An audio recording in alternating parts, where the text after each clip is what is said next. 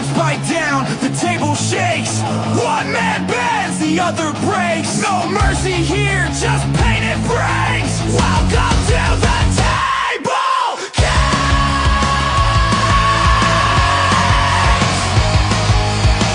All right, guys, welcome to the show and our favorite uncle, Uncle Todd. What's up, brother? Oh, not too much at all. How you doing? I'm doing well. Yourself? I'm doing great, man. It's been a while since I've got to talk to you. I remember when I had Arm Wrestling Nation Radio, you were on, and we got to chat. Talked about the conjugate. That was like probably 5-6 years ago, and I just was always lost. And now I think I finally, over the last couple months, I've finally figured it out a little bit more. So how's your training been going? It's going well. I'm quite happy with it. So I want to ask you, like, you're pulling Irakli again, November 1st, and I was just wondering, like, do you get motivated from like pulling the same guy over? Like, you kind of know him, and I know you're the champ now, so I was just wondering if if the motivation is still high. The second time I pulled him, the motivation was high because I didn't, I kind of knew what to expect, and I was pretty worried the first time. Now I'm just more nervous that he's figured something out that I don't know. So now I'm more nervous than motivated. Do you feel like it puts more pressure on you because you're the champ and they're like guys like him are gunning for you? I don't mind being the champ or not being the champ, so I'm not worried about losing the championship. I'm just worried about, not being smart or something. I'm more worried about looking like a fool than losing the belt.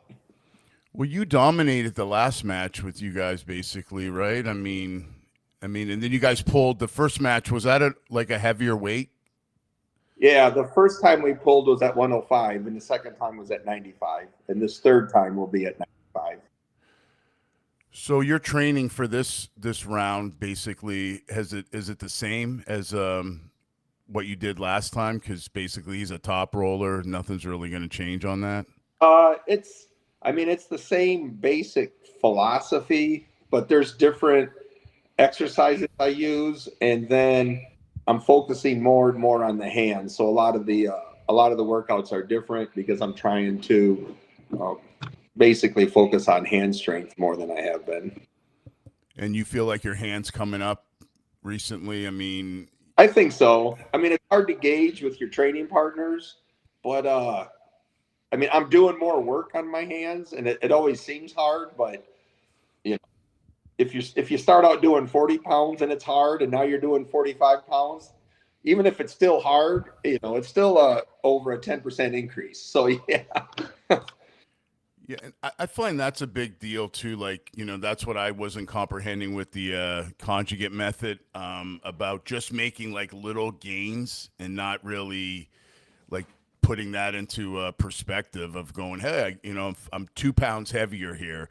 I'm doing 5 more pounds in this lift. And, because I came from this background of, oh, you got to throw 50 pounds on, on the bench or whatever. I wasn't really like seeing the results. Like I watched your videos where you're putting like a pound on, like you got that nail or whatever. And it's really, when you break it down, the increase, it really makes a huge difference. Well, yeah, if you get 1 to 2% in a month, if you do 1 or 2% a month in a year, that's 12%. 12% is a huge amount. And I got the book. There you go. Finally, right? Yeah, look at that, man. Yeah, you got the scrapbook. Yours will look like mine. I know. I'm gonna have to. Yeah, I know you recommended getting 2 books, so I'm gonna have to get 2. How long have you been doing this conjugate method for? The whole career you've been pulling for the past 20 years? Has it been that long? Oh, I started about 3 years in. When I started arm wrestling in 2000 in Michigan, I started in late 99. I was doing what they were doing. Then in South Carolina, I probably went 1 or 2 years, just following what everybody else was doing. So basically thousands of wrist curls, Um, lots of high volume stuff, all bodybuilding derivative.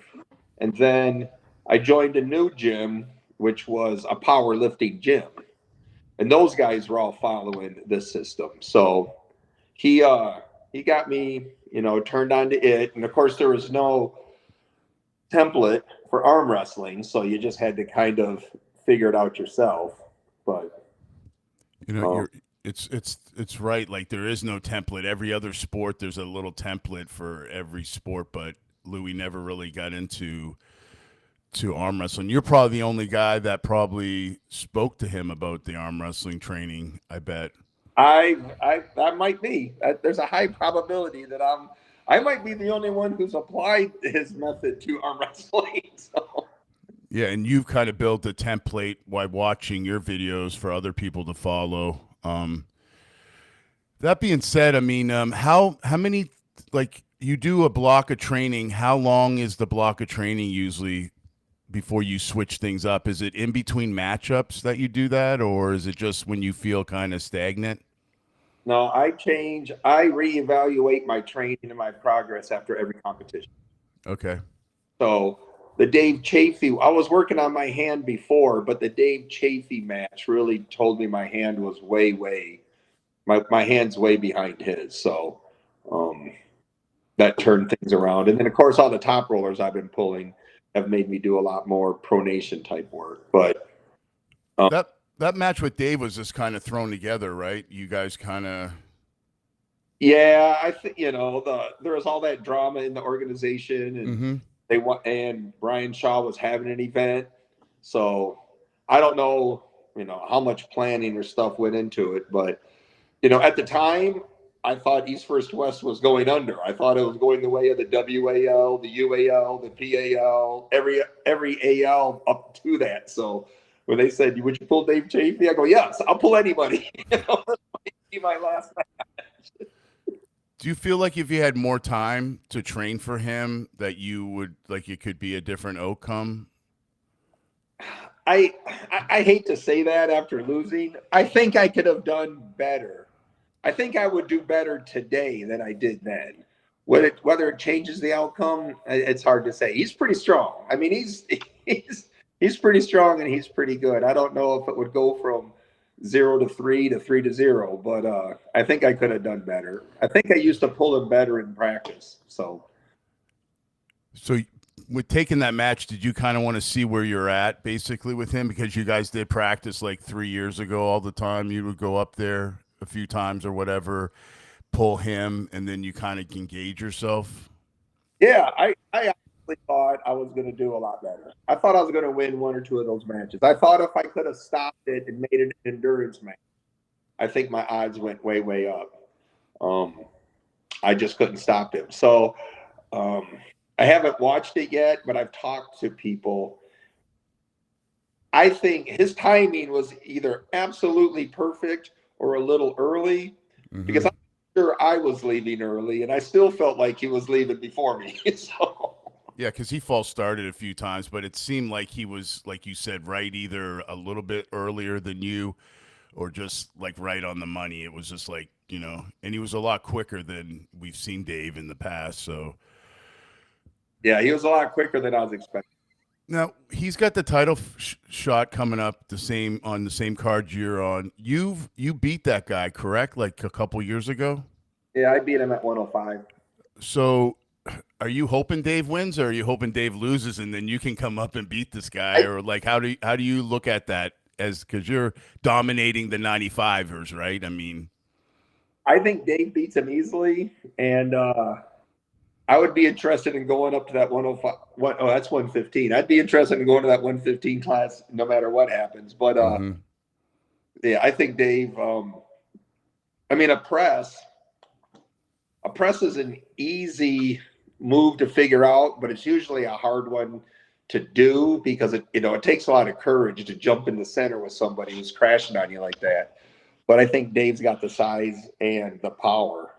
I think he'll just on go shoot into the middle, stop that press, and as fast as he is, he might knock him outside his shoulder before it happens. But even if he's a little bit slow, I think he can eat that press and drag it back over. But I don't know where Dave's endurance is. That endurance has always been a weak spot of his. Dave's got a lot of matches where he lost 3-2 after winning the first two matches. No. So hopefully he's, he took a little off his training for peak power and is doing a lot more capacity work.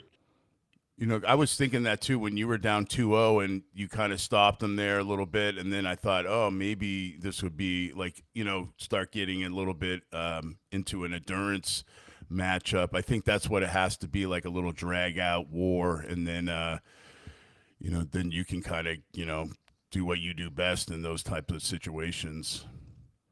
It definitely has to be a long, grueling match for me versus him. And I think Sagoff's got pretty good endurance. People doing a press usually do have a lot of, they look pretty good endurance wise because they're not really right. They get their arms all locked in and they're relying on just the tension in that elbow and those tendons and stuff. So they tend to be able to pull long matches for a while. Like Jerry Caderet, man, I think he could pull an hour-long match and come back and hit just as hard. So. Yeah, I saw your breakdown on him, and that makes a lot of sense because those guys seem to have more endurance. Do you think it's because it's not as much stress on their arm and stuff? Yeah, I don't think they're straining their heart as much, because if you're pulling in a hook or a top roll where you're trying to contract those muscles, your heart's thumping hard, and of course your arms are blowing up and everything else. But if you're just like locked in, right, and leaning on somebody, I don't think there's a lot of muscle contraction, especially the way Jerry Caderet does it with his wrist flop back and his shoulders, his forearms almost wedged up against his bicep. So he's not actually like using his triceps. He's just locked in there. Yeah, sometimes he does look like he's ready to blow up a little bit, like, just blood pressure wise, I guess, but the arm seems to be but he's not 23 anymore either. Yeah, that's true. Yeah. And he's not one of our more lean and ripped super heavyweights either. That's true. Yeah. Speaking of longevity, I mean, have you had to make any changes with your training as you get older, like with recovery? Because I know, like, you set up the program, you're training, 3 times a day almost, and then you're practicing, 2 or 3 times a week, but some of those workouts you miss. But now that you're living, I take it that you moved in with Sweetie, and now you don't have to really drive up to see her. Is that because of the new gym and stuff? No, it's actually where I still have my house. She has her house. And then during the week, I rent an apartment because my job's 2.5 hours away. I got you. But I do have to, I don't know if it's age related or if I'm just trying to do way too much work while training. So I'll set up a new program. And when the lights are weight and when the weights are light and the program's new, I really don't have that much trouble. But as you start progressing, I think the force comes up quicker than the capacity. And if I find myself losing my appetite or just being exhausted all the time, I'll take a day off or so. And then that's usually all it really takes is to get right back into it. But yeah, 3 workouts a day. I'm drinking, 2 or 3 cups of coffee 3 separate times a day to wake back up. So. Yeah, that's hard on your nervous system, I'm sure. So in the morning time, does that when you do like your heavy lifting, like the max effort lift, would that be still in the morning? Right now, my speed and max effort arm wrestling lifts are in the evening, so I have a little bit more time for them because they're taking longer than I thought. But I'm doing speed and max on my legs in the morning. Okay. Do you feel like I still got to make it to work? So I get up, and it's hard to get going in the morning. It takes like an hour to get from the bed to the gym, and they're in adjacent rooms. Yeah. But when I come home after work, if the workout runs 20 minutes longer, I just miss bedtime by 20 minutes. But if it's in the morning, you miss your max effort attempts because you got to go to work. So in the morning time, how long are you training for? I get up at 3:30. I usually start lifting by 4:30 up until about 6. So 4:30 to 6, say hour and a half. Okay. And then you're doing quite a bit of volume in that workout, depending on what you're doing. Those are speed days and max effort days. There's not too much. I do a lot of I do have special volume days. But it's not on the speed day or the max day. There's just special days for wrists and elbows and shoulders.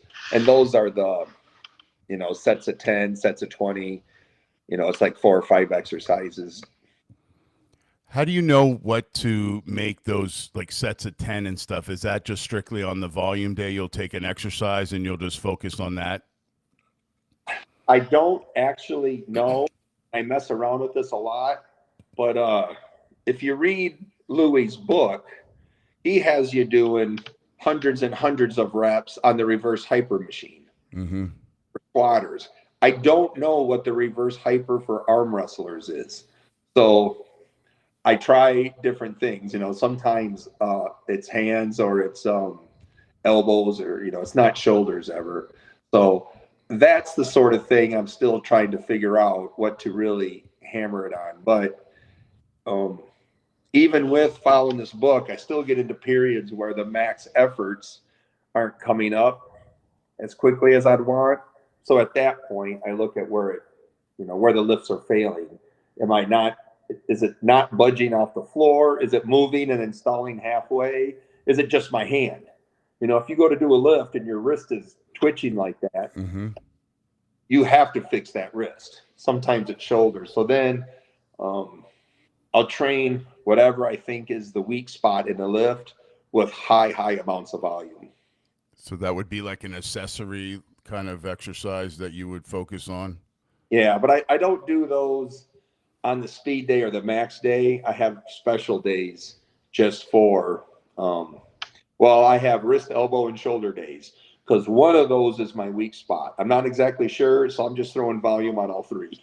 And that's in one workout? You do that all together? I have 3 workouts a week that are wrist, elbows, and shoulders.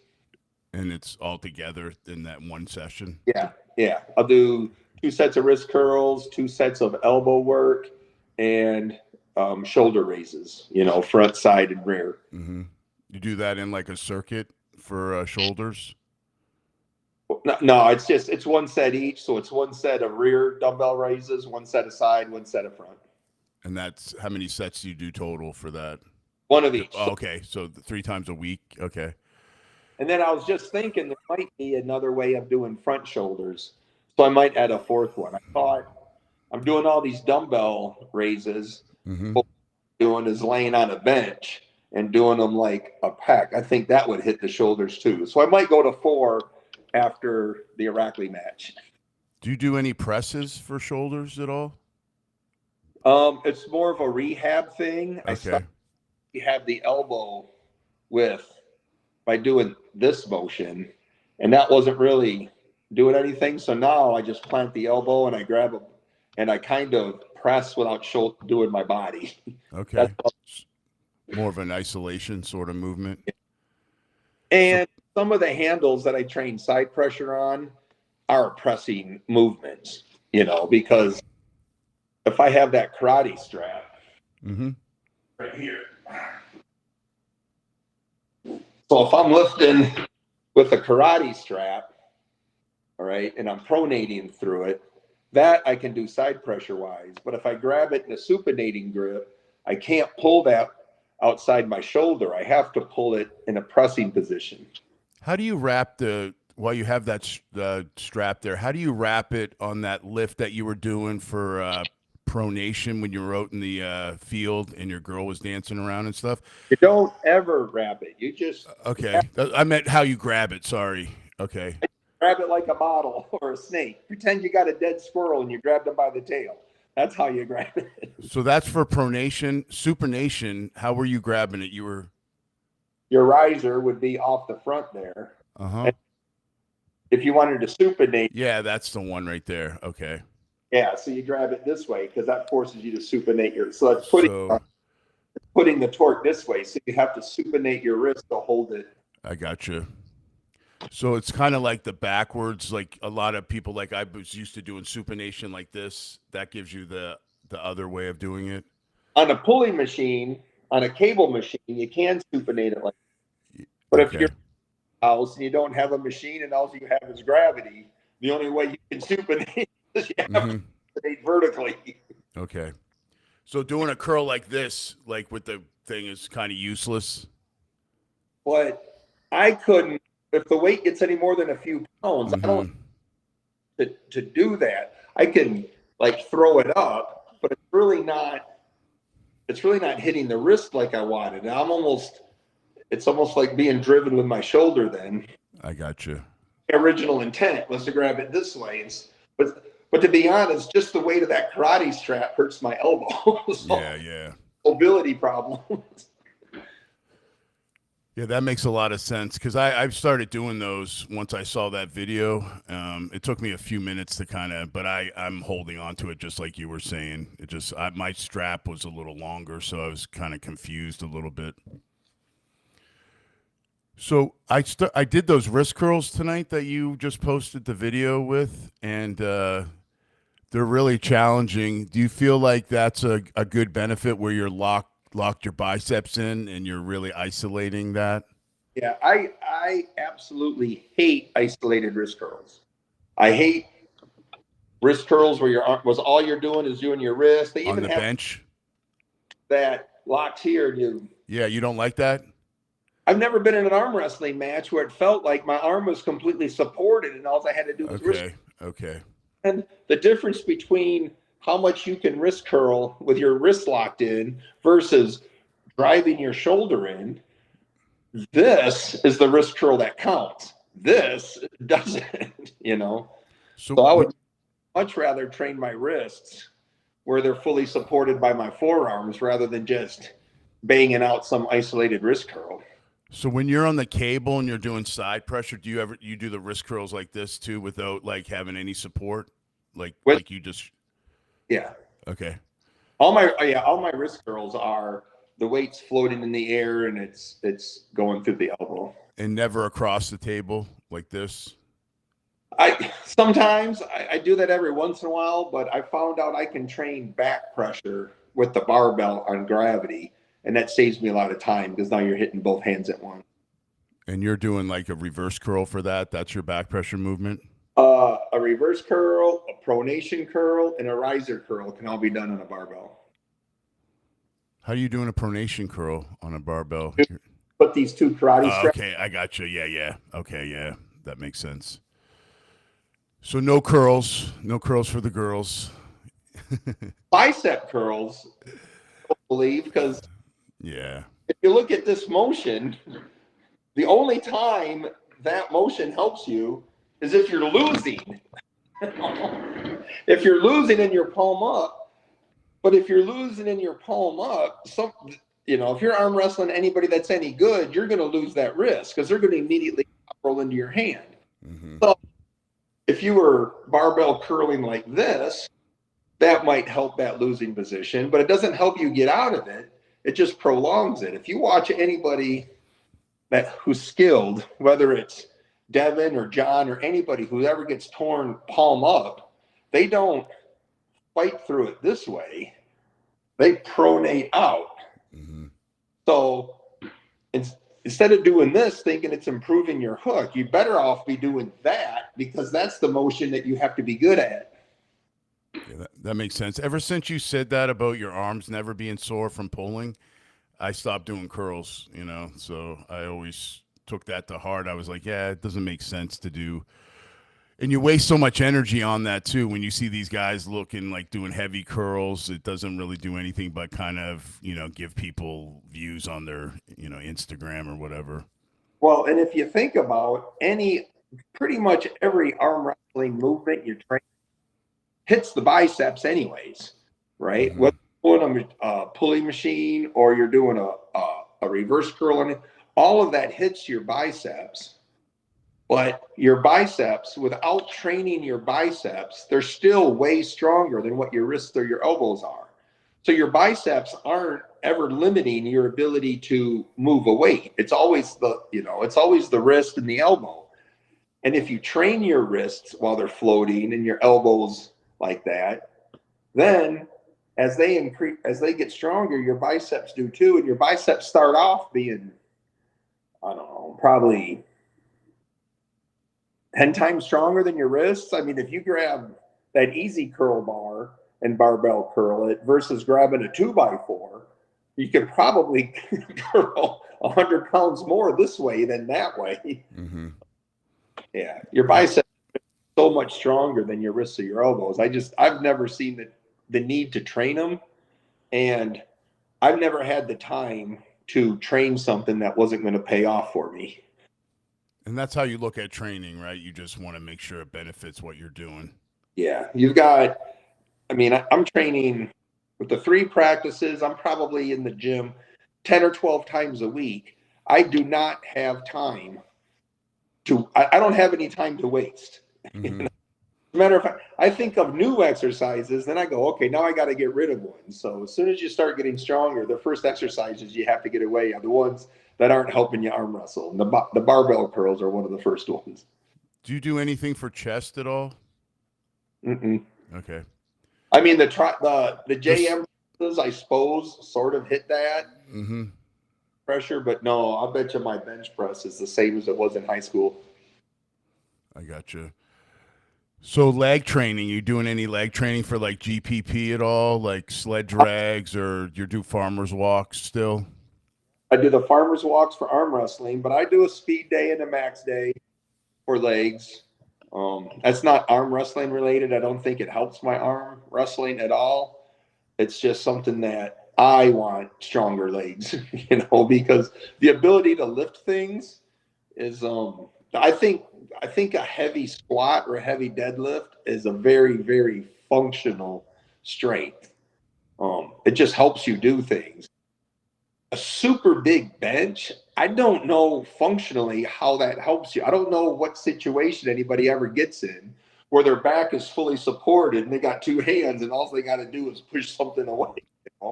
I mean, I'm constantly picking shit up and carrying it. So a strong legs, strong back, strong deadlift makes sense to me. But a bench press, I'm not sure that's useful outside of bench pressing. So do you do deadlifts? I do. Right now I'm doing all my max efforts are squatting. I don't have my back gets sore deadlifting. Not sore damage, just like overworked. I got a weak back, so deadlifting is. I got a weak back, and I got very poor deadlifting form. So my back gets sore when I deadlift. Do you think though too, like it kind of like puts a lot of strain on your central nervous system that you kind of don't want to do, like the risk for reward? I've always likened when I was deadlifting a lot. I liked it because sometimes when you get into a match where the other guy is just too good and you've given everything you possibly could and you still need to figure out a little bit more, deadlifting conditions you to that full blast, red line, long period of time. People who don't deadlift or don't squat or don't lift a lot of heavy weight, if you stop them, they give up pretty quick. Deadlifting conditions, I don't know if it's mentally, I don't know if it's your CNS, I don't know what it is, but people who deadlift heavy are just tougher than those who don't. Do you think it helps with cardio, like the legs and stuff? Like, I would be no judge. My cardio is horrible. I mean, I try to work on my cardio now that I'm at the age I am, but so like when you do the farmer's walks, you're mainly doing that just to blow up your arms. You're not really doing it for cardio. This is how piss poor my fitness philosophy. Okay.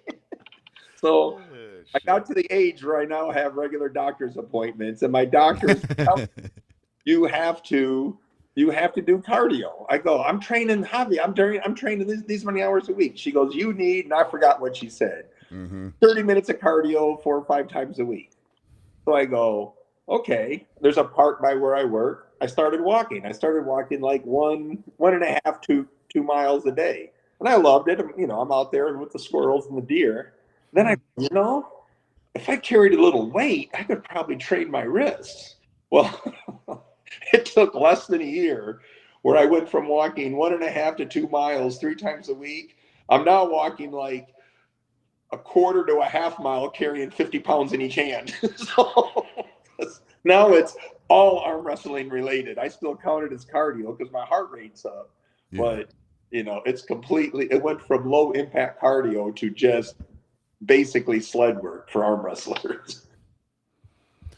Do you ever do any wheelbarrows and stuff for the grip? Like Wheelbarrows, sleds, pulling sleds with your hand forwards and back. I started all of that in 2003, 2004 because the gym I was at, they were fully into the conjugate system. So they had 2 types of reverse hypers. They had the wheelbarrow. They had a bunch of sleds. That gym had 4 or 5 sleds. So you could have 4 or 5 people walking laps in the parking lot at any one time. I mean, it was a fully committed Westside Barbell gym. How many workouts per week are you dedicating to GPP? See, I think everything in the gym is GPP and arm wrestling practice is SPP. Okay. So I'm doing 2 leg days and I train probably another 8 to 10 times after that. So probably, yeah. I think I'm at 12 workouts a week plus 3 practices. So that workload is just what you consider because you're in good enough shape to be able to take that workload and recover from it each week. Yeah, if I get to the point where I lose my appetite or fall asleep at work more than normal, I'll back something off. But other than that, I got used to falling asleep at work. Like if a meeting's boring or I'm on a call and I fall asleep, I just figure out. But if I start losing my appetite, that's usually the first sign that I'm working too hard. So taking the day off, like skipping a workout or something will do wonders for you. So speaking of appetite, are you like how do you keep your weight? Like, cause you're close to that 95 kg. Are you right on the money with the weight basically, or do you have to stay pretty disciplined? No, I'm right on the money with the weight loss. I can walk around at 220 and easily make 95 in a week or so. It takes me to fly there and weigh in. So with the leg training, are you squatting? Yep. Is that the only exercise you're doing for legs? Well, it's I have a speed day and a max day for squats, and then I do good mornings and kettlebell swings. And after this match, I'm going to add straight-legged deadlifts, all for like hamstrings and spinal erectors.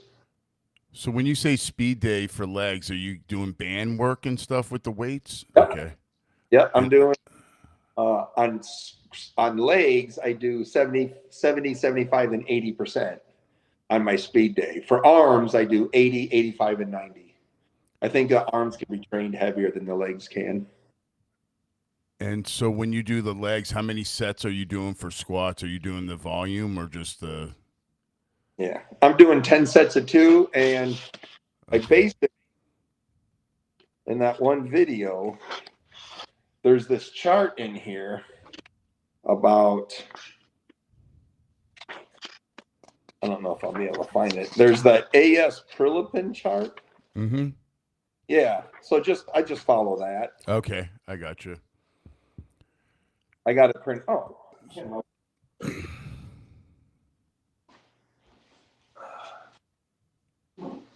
I'm looking at the actual book. That book is so confusing and hard to read. Mm-hmm. I print out the stuff from my video and I carry it with me. That's smart, dude. That's a smart idea. I got you. So when you're doing speed, it's all low repetition, basically. Speed days are usually like sets of 6 or something. Okay. Speed strength. Yeah, it's I think I'm doing 6 sets of 2 or 9 sets of 3 or something like that.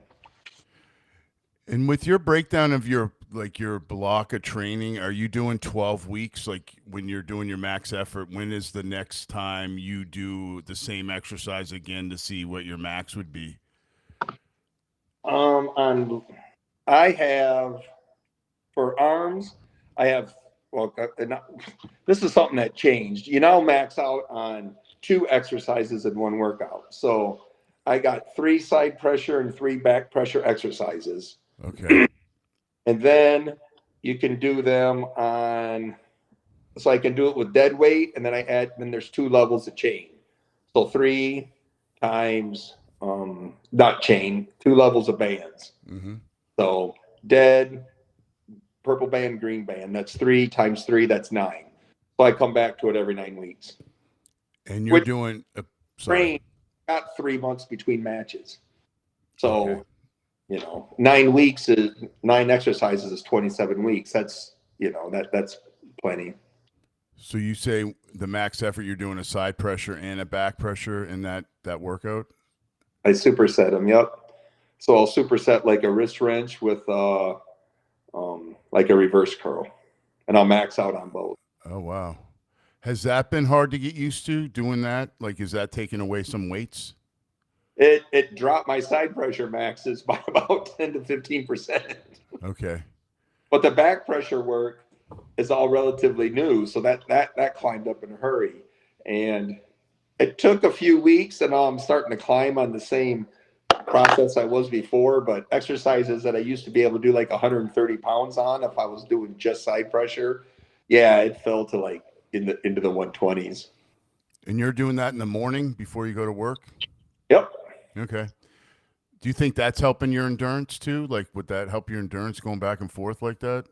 I think I don't know if it helps your endurance because I think the overall volume's the same. But Mm-hmm. what helps is it's that country boy farmer type strength. I mean, we've Okay. arm wrestled people in their select lane. They're really, really good. But if you knock them out just a little bit, they don't seem so good. But if you arm wrestle some farmer or some country boy or something like that, that's got that all round strength, they're like a rusty bolt. No matter where you are, they fight you.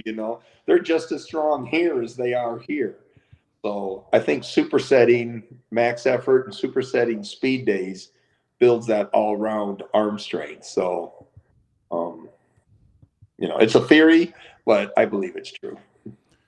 So after this match, the 95 kg, you smash Irakli, skinny jeans Ken doll. What's next for you? Is there anybody in that class that I mean? Because you talk about basically retiring this class. I mean, you can't compete in America because there's no challenges for you in this class. Like, what are you going to do next? Like, is there anybody on that list of top contenders that you see that might be a challenge for you? If Rustum got healthy, a rematch with Rustum.